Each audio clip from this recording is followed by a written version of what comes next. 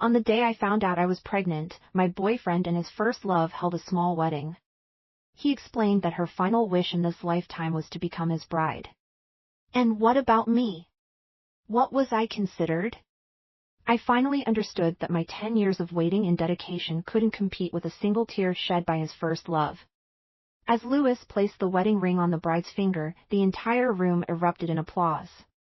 The atmosphere was lively as he lifted her veil. Finally, I caught a glimpse of the person he had longed for. Jenny, dressed in a white wedding gown, was breathtakingly beautiful. It made me feel ashamed. The crowd cheered, "Kiss her! Kiss her!" Jenny timely tiptoed and pouted her lips. He seemed hesitant, and in the end, only kissed her on the cheek. Just then, he saw me under the tree. It was a wedding held in the hospital, adding a touch of romance and warmth to this usually solemn place. And this man who said he would love me for a lifetime, my boyfriend who promised me a perfect wedding, was now holding someone else's hand, making a lifelong commitment to them.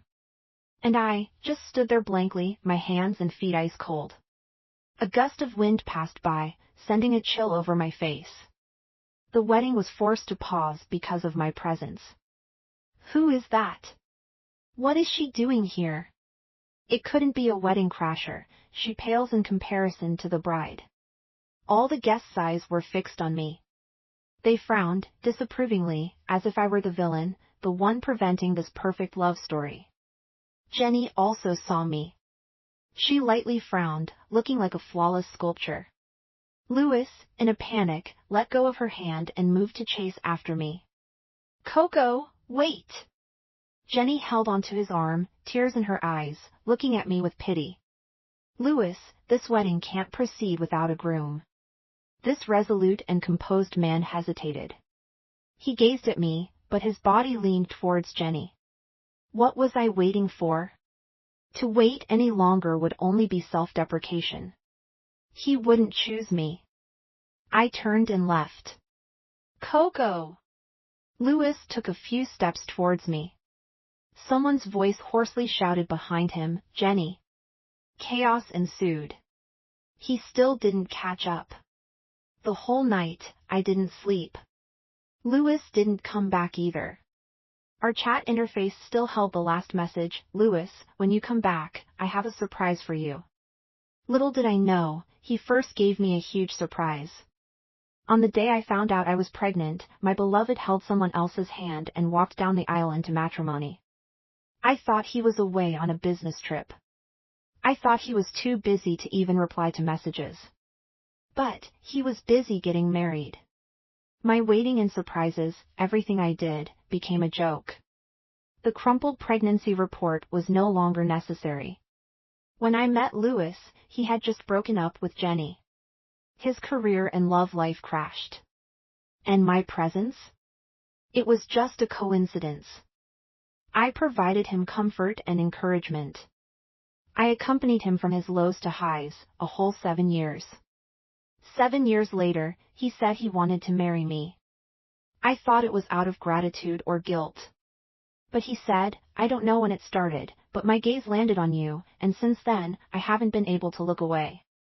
In that moment, I couldn't describe my emotions. The truth was, he didn't know. Long ago, he had already left a mark on my heart. It was me, always chasing after his shadow. And on that day, my unrequited love finally blossomed and bore fruit. I thought I could keep the clouds away and see the moonlight. That's what I thought. But Jenny's appearance shattered all my illusions. It was just self-deception. He never forgot her. As the last light faded from the sky, I finally decided to leave. Just as I finished packing my suitcase, there was a commotion outside the door. Louis came in, looking weary. "Coco, that wedding was incalculable." I looked at him in silence, not saying a word. Jenny has ALS, and she wanted to be a bride one last time. In that moment, was his pain because of my lack of understanding or Jenny's imminent decline? I couldn't tell. Probably the latter. He rarely felt sad because of me. When I went to see her today, she was wearing a wedding dress, asking me to accompany her through the upcoming stages. An indescribable sadness lingered in the furrow of his brow. Coco, I couldn't refuse, she's dying. Refuse? Did he ever consider refusing? At the wedding, his smile couldn't be faked. He married the person he longed for in his youth. He had dreamed of marrying her. I asked him, when did she come back? Was it the day we were ring shopping? In fact, everything was traceable. That day, he received a phone call. Normally composed and self-contained, especially with his career soaring over these past years, he rarely showed his emotions. But on that day, he suddenly seemed distracted. There was a sorrow and urgency in his eyes that I couldn't decipher. He said there was a business issue that needed urgent attention. I believed him. Later, he went on a business trip for a few days. When he returned, he was often lost in thought. During that time, I always tried my best to cheer him up. I truly thought he was facing a difficult problem and I hoped I could share his worries. But it turned out, he was worrying about another woman. I asked him, were you with her during those days you were away on a business trip? He remained silent. He never bothered to lie to me, but ultimately he made an exception for Jenny. I suddenly realized that I seemed to no longer recognize him. But those features, his calm eyes, his indifferent lips, all unmistakably belonged to him. I chuckled self-deprecatingly, Louis, forget it. He didn't respond, standing in front of me, steadfast and unmoving. His lips were tightly pressed together. His Adam's apple bobbed, as if he had something to say. But he said nothing. I pushed the suitcase, preparing to go past him and leave. However, he grabbed my wrist, his brows furrowed, his voice hoarse, Coco, don't leave. I shook off his hand. I went to the hospital for a checkup and then scheduled surgery. Just as I arrived downstairs, I ran into Jenny. She smiled warmly at me, introducing herself openly. Hello, I'm Jenny. She was a ballet dancer, graceful physique, beautiful appearance. Standing next to her, the contrast was clear. When Louis faced a career failure, she left him decisively to study abroad. Perhaps people always yearn for what they can't have. The unattainable always seems the best. That's why Louis has been pining for her all these years. And someone like me, rushing in, naturally won't earn his cherish. Louis told me, you are his fiancé, she said, with a raised chin and a wry smile. She was clearly showing off.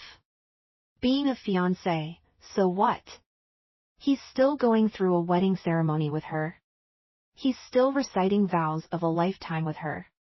To her, I am just a joke. About the wedding, Louis probably has already explained it to you. I didn't want to say much to her. The bitterness in my mouth grew. He's already detached from me. I won't compete with a dying person. I'm not that presumptuous, nor am I that despicable and vulgar. She wants something, let her have it. I walked away quickly. Jenny seemed to have something more to say. As she chased after me, she stumbled and fell to the ground. Louis appeared at that moment. In that situation, he furrowed his brow slightly. He quickly went over and helped Jenny up. His movements were gentle, as if afraid that a little more force would shatter her. When his eyes met mine, they held a tinge of sternness and reproach. Coco, Jenny is a patient. Jenny is a patient. So, he thought it was okay not to explain to me, spend the entire night with her, leaving me alone at home to overthink? Only the next day, did he nonchalantly say a few words, asking me not to leave. I've never been his priority. I didn't do anything, it was your wife who fell, I exaggerated the 2 words your wife, my tone mocking. His brow creased even more. Probably because of my attitude. I've always been so gentle with him. Over these years, I've almost never shown any sharpness in front of him. Truly, I'm as humble as can be. Jenny looked apologetic, but the smile in her eyes deepened. I fell myself, it's not Coco's fault. Louis, as you know, sometimes I can't control my movements. At that moment, I suddenly realized that Jenny was proud and disdainful of using any small tricks. She simply hooked a finger, exposed a wound, and Louis eagerly came to help. He has unresolved feelings for her, and can't bear to blame her for leaving him. In the face of life and death, past grievances seem insignificant. When she spoke, Louis was taken aback. When his eyes met mine, he seemed to want to say something but hesitated. Jenny took the orange from his hand, casually saying, "You two must have a lot to talk about.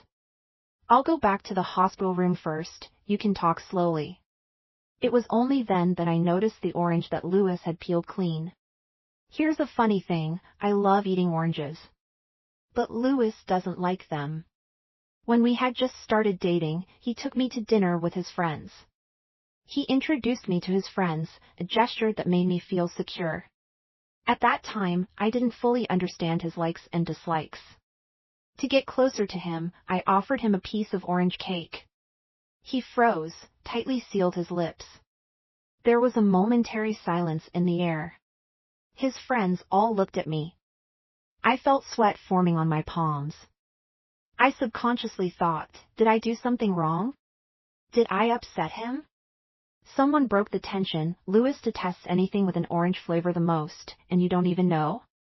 Take a penalty shot. The atmosphere quickly heated up again, but I still felt a sense of loss. It was only during a drunken moment later on that Louis finally told me the reason. In fact, when he was young, he didn't resist citrus fruits. His mother was unwell, with a poor appetite. However, she had a particular fondness for oranges, and the house was always stocked with them. It was a cold winter day. She gave him an orange for the final time, kissed his cheek, and said, "Wait for Mommy at home, finish this plate of oranges, and Mommy will come back." That day, he waited until the last hint of twilight vanished from the sky. He waited until the snow fell heavily, reaching past his ankles. In the end, all he waited for was one sentence, "Louis, your mom jumped in the river." His mother died that winter. Only when he grew up did he find out that his mom didn't particularly like oranges. It was just that she was sick, and oranges were cheap and vibrant in color. His mother's choice to buy oranges was one of helplessness, forced by their circumstances of illness and life. His voice choked. After that, I never ate oranges or tangerines again. That night, his tears were scalding, rolling over my skin, making me shed tears as well. I know, oranges remind him of his mother. They bring back memories of his miserable and helpless childhood. So, I basically stopped eating them. Even the orange-scented perfume, I hid it in the deepest part of the cabinet and never brought it out again. Until this moment, seeing the orange in his hand, I finally understood that Louis had grown strong enough not to avoid these reminders.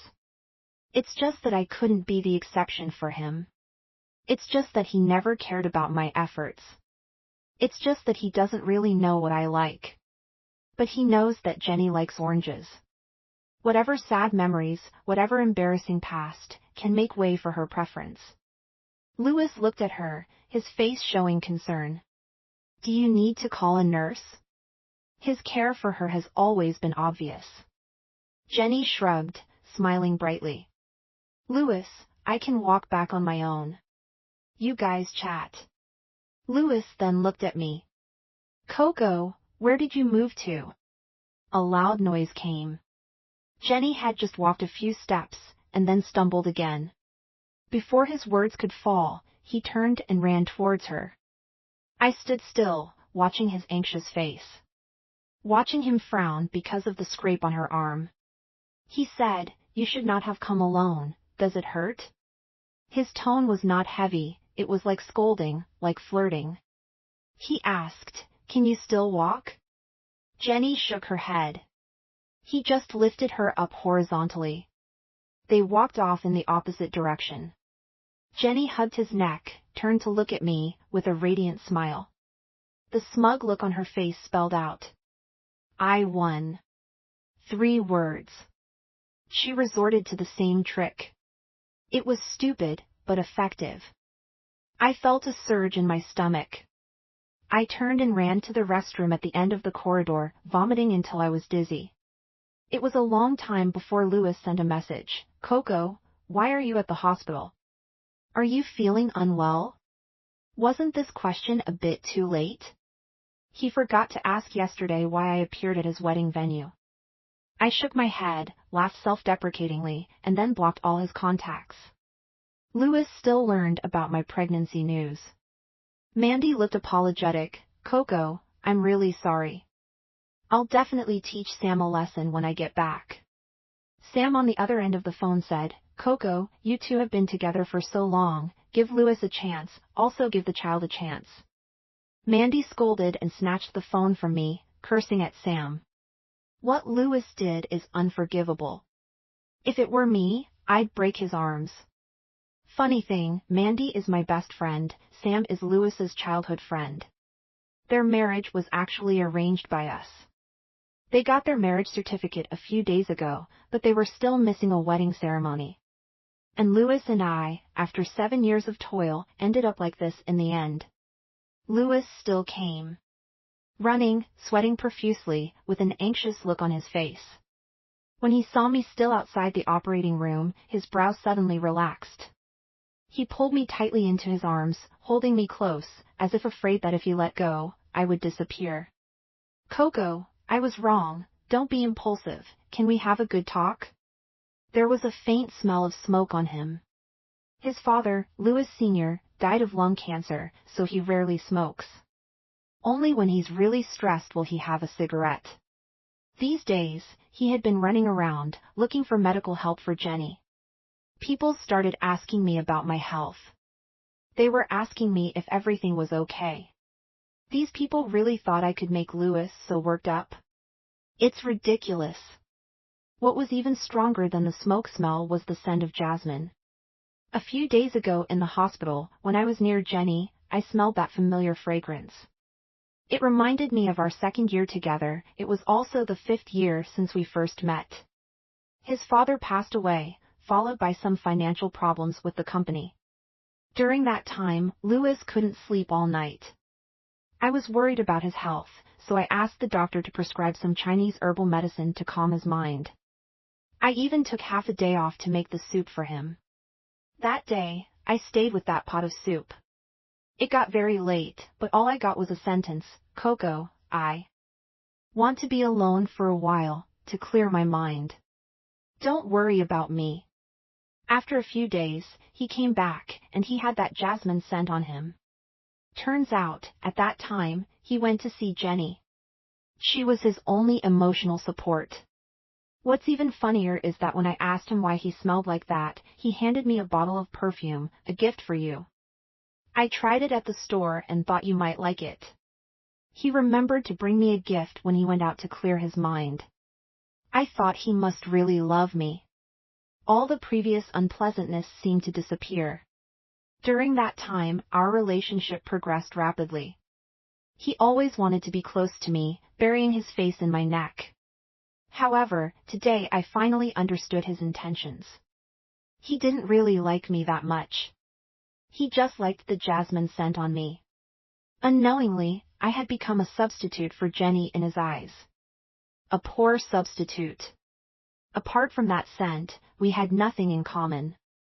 I pushed myself out of his arms and slapped him hard. He stood there in a daze, covering his face, looking bewildered. Mandy looked at me. Coco, how are you? I covered my mouth and rushed to the bathroom. I vomited intensively, as if I was trying to cough up my heart, liver, and lungs. Mandy handed me a bottle of water and kept patting my back to help me catch my breath. How did you end up throwing up like this? This is truly unbearable. Louis stood by the door, his face showing a hint of pity. Several red fingerprints stood out on his fair cheeks. I glared at him with hatred. Do you know how nauseating you are to me? You deliberately chose that perfume, didn't you? The same scent as Jenny's. Of course, he knew what I was talking about. In an instant, his face turned pale. What was he thinking when he did all this? Didn't he find it nauseating himself? Coco, listen to my explanation. At that time, I didn't understand. I thought that scent made me feel at ease. Later, I realized that it was you who brought me comfort. Coco, I really want to marry you. I sneered. Okay, here's the deal. Choose between kicking Jenny out of our lives, or setting clear boundaries between us. From now on, you won't appear in front of me. Louis seemed to hesitate. Mandy protested. What are you hesitating for? Of course, choose Coco. You've known each other for 7 years and been together for 4 years. Have you forgotten all of that? But Louis didn't see it that way. He muttered to himself, but she's dying. Coco, she's dying. She was a ballet dancer, but she had ALS. Do you know that kind of despair? His words seemed to mock me. Jenny only lost her life, while what I lost was love. How ridiculous. Louis, but you're my boyfriend. Are you pitying her to the extent of marrying her? Pitying her to the point of disregarding my feelings and leaving me time and time again to go to her? Do you not understand whether you're pitying her or still emotionally attached to her? Using ALS as an excuse countless times to cover his unresolved emotions. How stubborn. Louis remained silent. He just clenched his fists until his knuckles turned white, but he didn't utter a word. At that moment, a ringing phone broke the deathly silence. Louis took out his phone. The voice on the other end was frantic, someone shouting, "Hurry, come over, Jenny is attempting suicide. She doesn't want to live." He panicked instantly. And at that moment, the nurse called me into the operating room. In fact, he had already made his decision. I laughed and said, "Go on, but don't actually die. You'll end up hating me for the rest of your life if you do. Being hated by someone like him is quite a disservice." Louis looked at me, eyes pleading. "Coco, promise me, wait for me to come back before making a decision? I'm the child's father, we'll discuss it together." I tugged at the corner of my lips. I dug my nails viciously into my palm. These 7 years, let's just say they went to the dogs. Another phone call. The urgency on the other end was palpable. Mandy scolded, "Louis, do you even have a conscience anymore?" The visible anxiety on his face, he was probably genuinely afraid that Jenny might really be gone. Mandy scolded, "Jenny is just a fraudster, can't you see through her tricks?" How could he not see through them? Louis wasn't stupid. He was just indulging. He was just afraid of the 1 in a million chance that Jenny might jump from a high building. "Coco, wait for me to come back. Wait for me to come back so we can make a decision."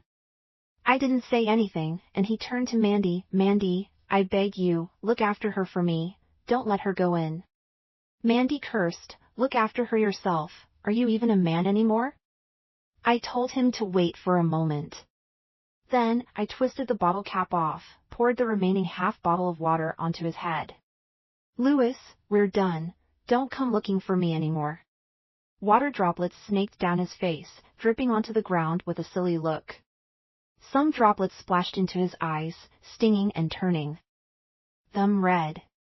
He stared at me blankly and murmured, "I'm sorry." Watching him run away, I felt like a failure. Mandy stamped her foot in anger, "That dog of a man." After cursing, she asked me, "Coco, are you okay?" "I'm fine." I never thought he would choose me in the first place. Even if he did choose me and Jenny was completely out of our lives, we couldn't return to what we once had. Once a mirror is broken, it can't be put back together. Before entering the operating room, I sent him a few messages. "If you're willing, there will be many people willing to have a child with you. But in this world, there's only one Jenny." I wanted him to remember that this child was killed by him and Jenny. I wanted him to remember when he lay on my stomach and asked, "Coco, do you prefer a boy or a girl?" He was the one who wanted a child, but he was also the one who gave up on the child. To kill someone's heart, that's all it takes. The surgery was soon over. When I woke up, Sam was there too. I suddenly remembered something. "Sam, there are 2 rings in my bag, please return them to Louis." After all, those wedding rings were just random choices.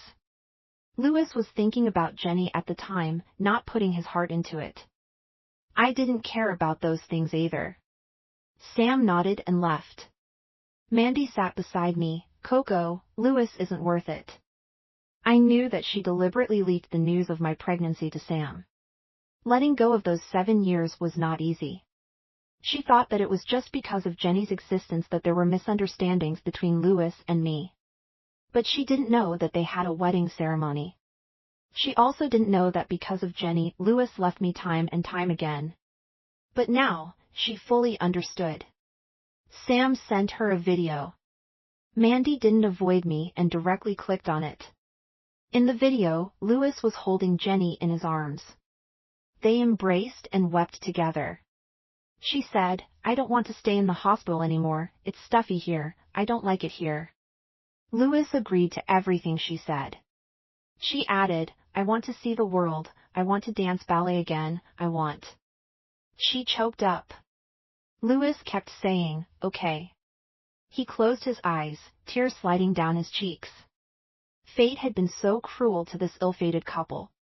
Watching it made me sick to my stomach. Mandy showed me the video to force me to make a tough decision.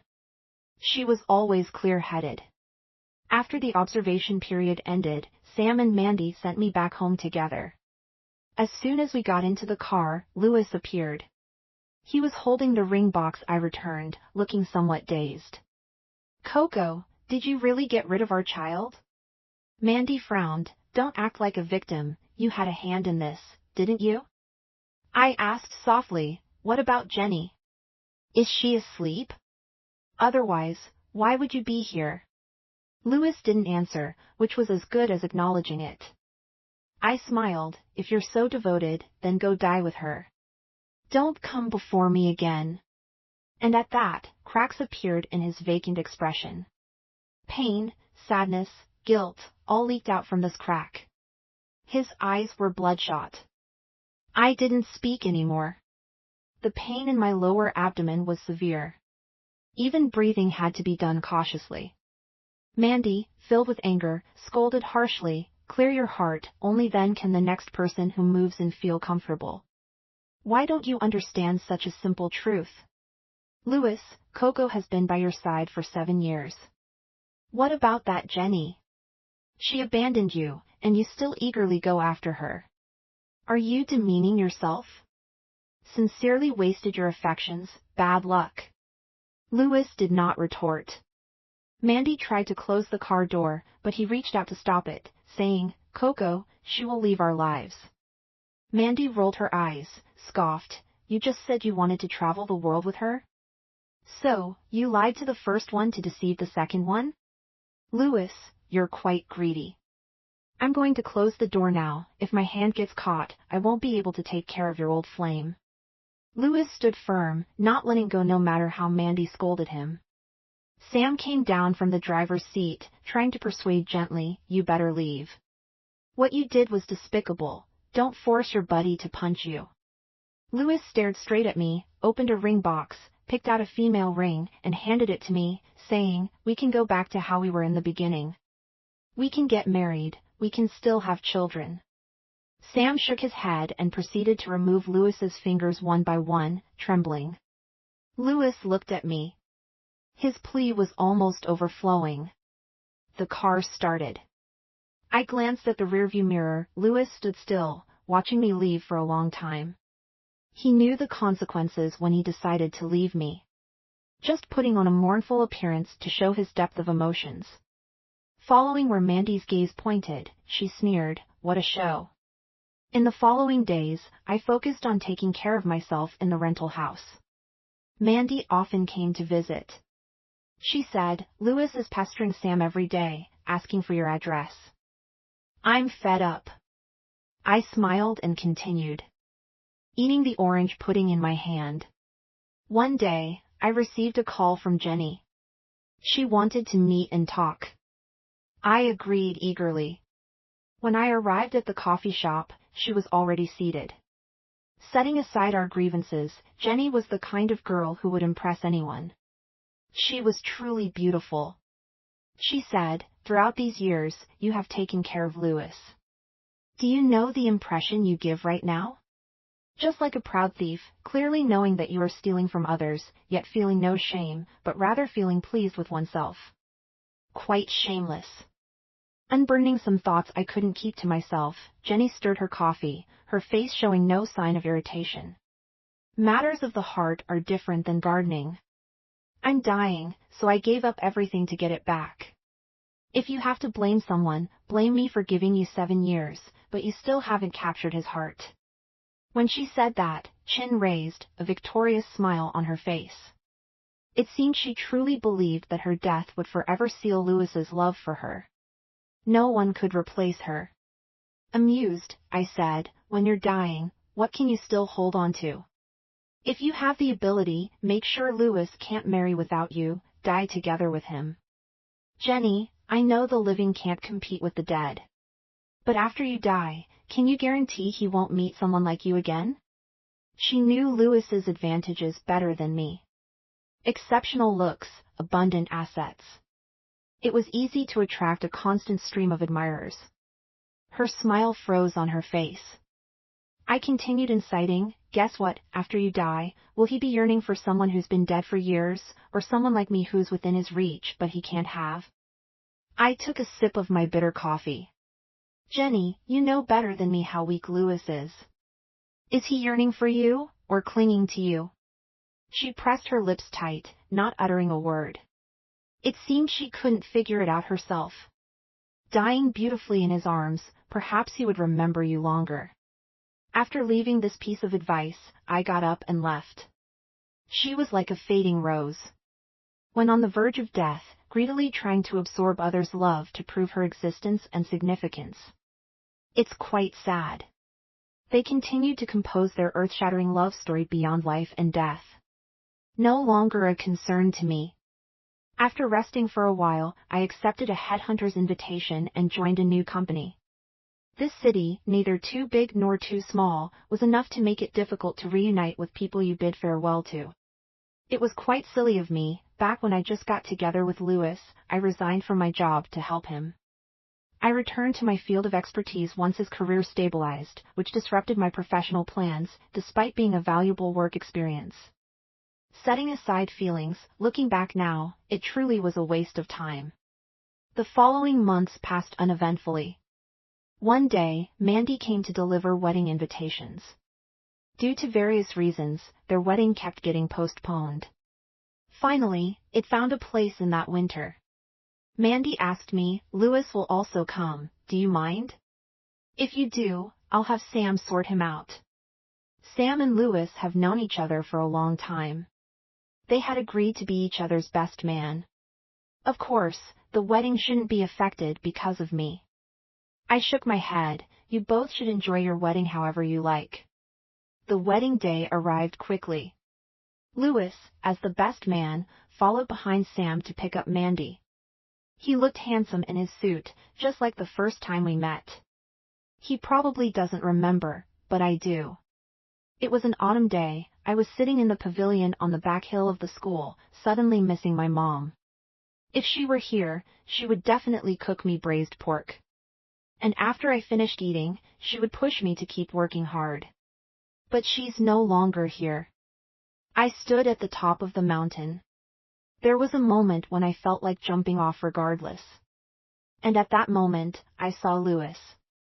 At that time, he had just succeeded in his business, looking sharp in his suit and full of vigor. He stood by my side and casually said, "This is the best spot for the school's view, you can see the rainbow from here." I followed his gaze and indeed saw a rainbow. It was so beautiful and enchanting. I suddenly felt relieved, as if the heavy weight on my chest wasn't so heavy anymore. It might have been just an offhand remark, but I remembered it for many years. It wasn't until 3 years later that I met him again. It was followed by 7 years of entanglement. Unlike that year, he now looked exhausted. He saw me too.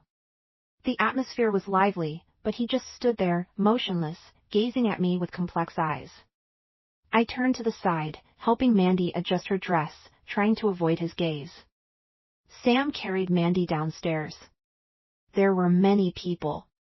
A child accidentally pushed me, and as I seldom wore high heels, I suddenly felt unsteady. Just as I was about to fall, Louis caught me. In that moment of physical contact, I smelled that mix of cigarette smoke and jasmine fragrance. A familiar sense of nausea surged up. After steadying myself, I pushed him away forcefully. "Don't touch me." He took a few steps back, leaning against the railing, barely maintaining his balance. His eyes downcast, a moment of dumbfoundment, a hurt expression. There were goosebumps on the places he had touched.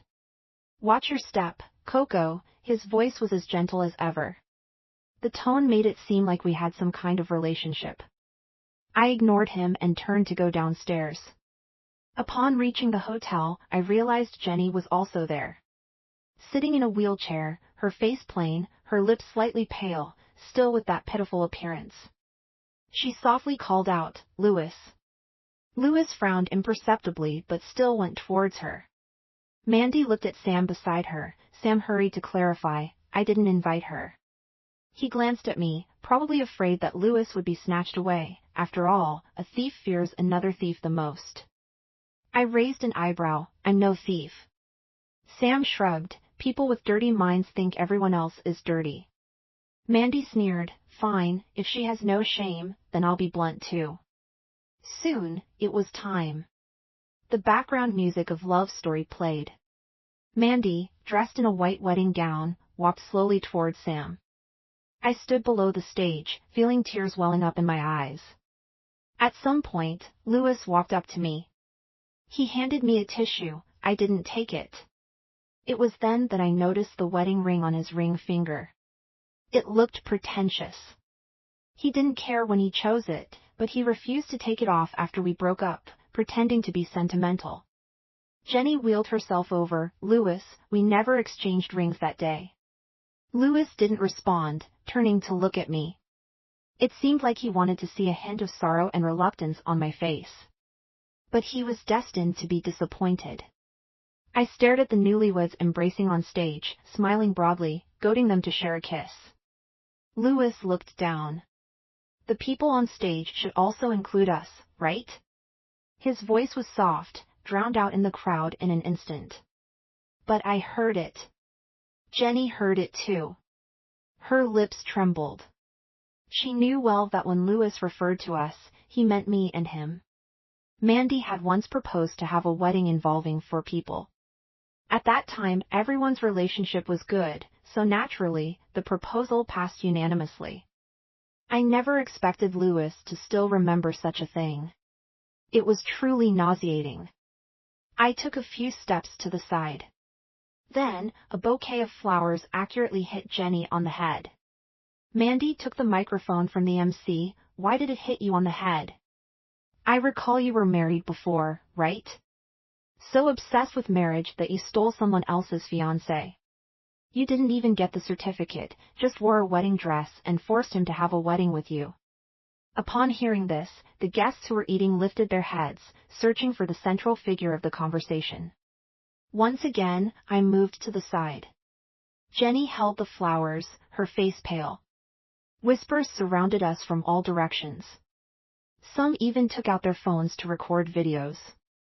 "This person is so beautiful, how could she be a mistress?" Sam pretended to cough a few times.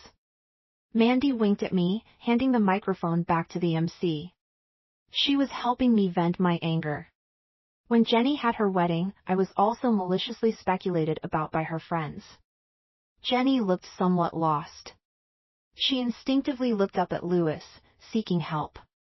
But he just looked at me, hesitant to speak. "Louis." Jenny remained silent. Jenny quickly turned red. Vicious gossip is terrifying. She quickly lowered her head and left in her motorized wheelchair. Unexpectedly, Louis didn't go after her. I didn't marry her. I truly regretted it. She was a woman I had once abandoned. The bit of regret and unrequited love from before had probably long been worn away. Mandy chuckled. "Aren't you going after her? She might attempt suicide again later. What if she really dies?" "I don't want to be an accomplice to murder, huh?" Louis gave me a deep look and walked away. Mandy spat, "That Jenny has no foresight, just seeing her makes me feel unlucky." Sam hugged her, gently stroking her small belly. "Wife, calm down, don't startle the baby."